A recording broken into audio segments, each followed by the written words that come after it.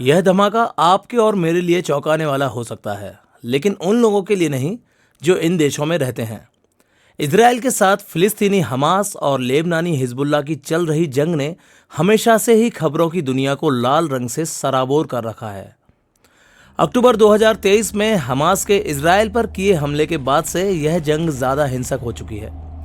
Israel ने अन्य आतंकवादियों के साथ साथ हमास और हिजबुल्लाह के कई लीडरों को मार गिराया है। इसमें दोनों ओर से मारे गए सैनिकों और नागरिकों को गिने तो ये संख्या हजारों में पहुंचती है। इजराइल ने हमास के लीडर इस्माइल हनीय, यहिया सिनवार और हिजबुल्लाह के हसन नसरल्लाह को मारने के बाद इसे अपनी उपलब्धि माना और सारी दुनिया को इसके बारे में बताया। इससे पहले भी इजराइल ने अपने दुश्मनों को मारा है, लेकिन उसकी जिम्मेदारी कभी भी नहीं ली और अपनी भूमिका को दुनिया से छुपाए रखा। ऐसा ही एक कत्ल हुआ था 2010 में हमास के कमांडर महमूद अल मबूह का। आरोप है कि हमास के इस कमांडर को इजराइल की फौज ने जंग के मैदान में नहीं बल्कि दूसरे देश की जमीन पर उसकी खुफिया एजेंसी मोसाद ने मारा था। महमूद अल मबूह इजरायली रक्षा बल के 2 सैनिकों के अपहरण और हत्या के आरोप में इजराइल के मोस्ट वांटेड लोगों में से एक था और वो नियमित रूप से दुबई में हथियार के कारोबारियों से मिलने आता था और उसके पीछे लगी हुई थी मोसाद की एक गुप्त निगरानी टीम। जब महमूद का विमान 19 जनवरी 2010 को दुबई अंतर्राष्ट्रीय हवाई अड्डे पर उतरा तो यह उसकी अंतिम यात्रा भी साबित हुई। महमूद के जीवन पर पहले भी 3 बार हमले हो चुके थे, फिर भी महमूद बिना किसी सुरक्षा टीम के दुबई पहुंचा क्योंकि उसको लगता था कि दूसरे देश में उस पर हमला नहीं हो सकता। वह बहुत ही चालाक था, उसे सब फॉक्स कहते थे।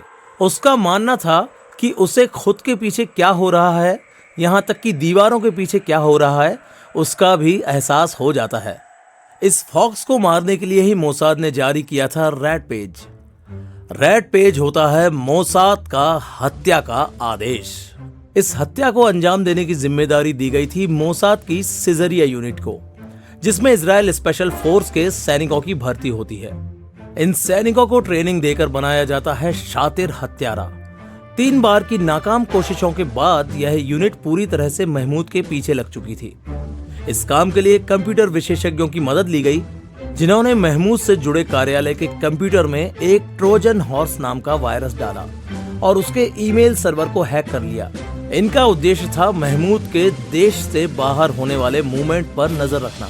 कुछ हफ्तों के इंतजार के बाद महमूद के लिए अचानक दुबई की फ्लाइट ऑनलाइन बुक की गई, जो 19 जनवरी 2010 को दुबई में लैंड करने वाली थी।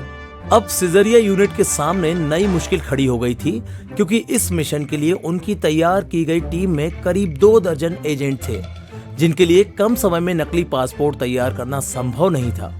इसके लिए हत्यारों की टीम को यूरोपीय देशों के पासपोर्ट दिए गए, जिनमें से कुछ पासपोर्ट को चोरी करके उसमें हेरफेर की गई थी, जबकि कुछ पासपोर्ट दोहरी नागरिकता वाले इजरायलियों से उधार लिए गए या फिर क्लोन किए गए थे।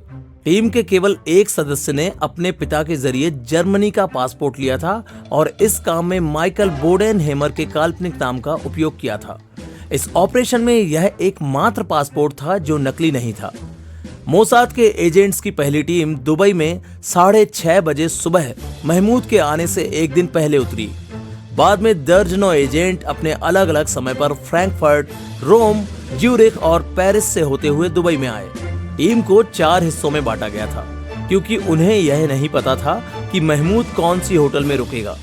3 टीम उन होटलों पर नजर रखे हुए थी जहां पहले भी वह ठहरा था, जबकि चौथी टीम हवाई अड्डे से उसका पीछा करते हुए अल बुस्तान रोटाना होटल पहुंची, जहां महमूद रूम नंबर 230 में रुकने वाला था और इसी में महमूद को मारने की प्लानिंग की गई थी। जगह और टारगेट दोनों ही फिक्स थे, बस अब प्लान को एग्जीक्यूट करना ही बचा था।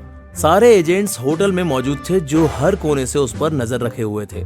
कुछ एजेंट्स टूरिस्ट बनकर हाथों में शॉपिंग बैग लिए घूम रहे थे, तो कुछ होटल की वर्दी पहन होटल के कर्मचारी बने हुए थे। 2 एजेंट्स ने टेनिस खिलाड़ियों का रूप धरा हुआ था।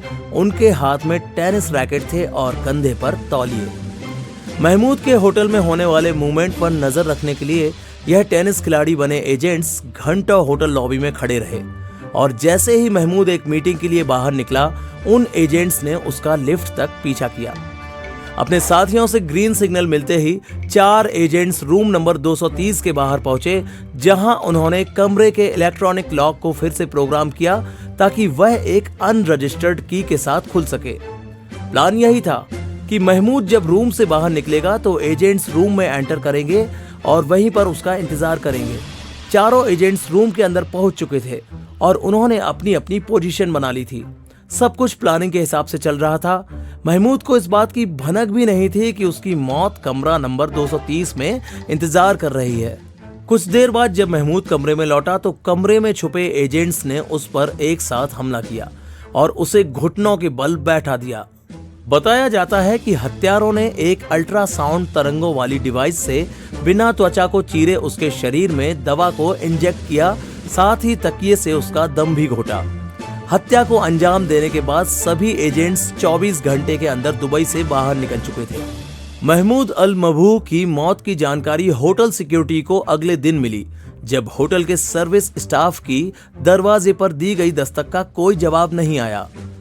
इस हत्या से हमास के साथ साथ अंतर्राष्ट्रीय जगत में खलबली मच गई थी और सबका शक मोसाद पर ही था।